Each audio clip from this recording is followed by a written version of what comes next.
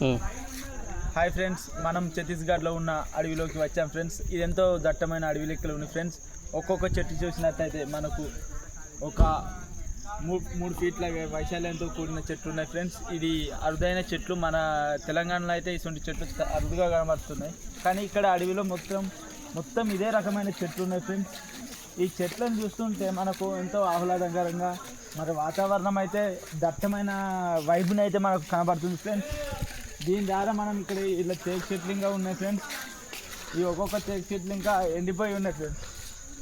ఇక్కడ తేక్ చెట్లు కావచ్చు, ఇది ఎండిపోయి ఉన్నాయి ఫ్రెండ్స్.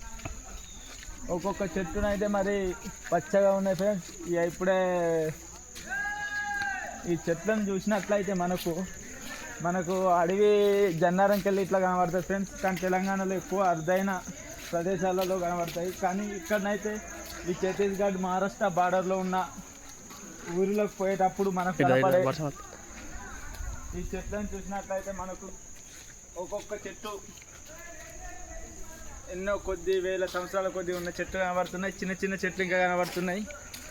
దీని ద్వారా మనం చూసినట్లయితే ఈ తేకు జంగలి కావచ్చు, ఇటు 2 కమాండ్గా ఉన్నాయి ఫ్రెండ్స్. తేకుది ఉన్నాయి, అనేకమైన అడవి జాతి మొక్కలు ఉన్నాయి ఫ్రెండ్స్. ఇది చూసినట్లయితే పెద్ద తేకు చెట్టు ఫ్రెండ్స్.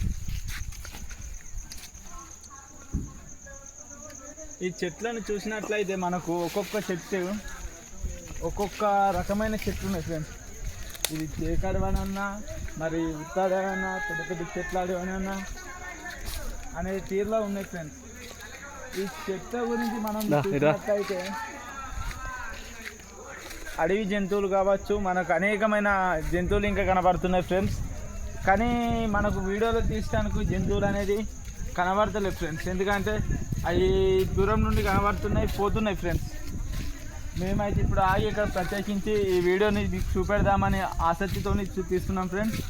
ఇటువంటి అడవికి మనం వచ్చినప్పుడు ఇటువంటి చెట్లను చూసినట్లయితే దీని స్పర్శ అనేది మనకు వేరే వైబ్ అనిపిస్తుంది ఫ్రెండ్స్. ఈ చెట్టుని చూసి ఇటువంటి మనం ఒక ఫోటో దిగినా కూడా ఎంతగానో మనకు మంచిగా అనిపిస్తుంది ఫ్రెండ్స్. ఓకే, క్లిక్ చేసి స్టాప్ చేసి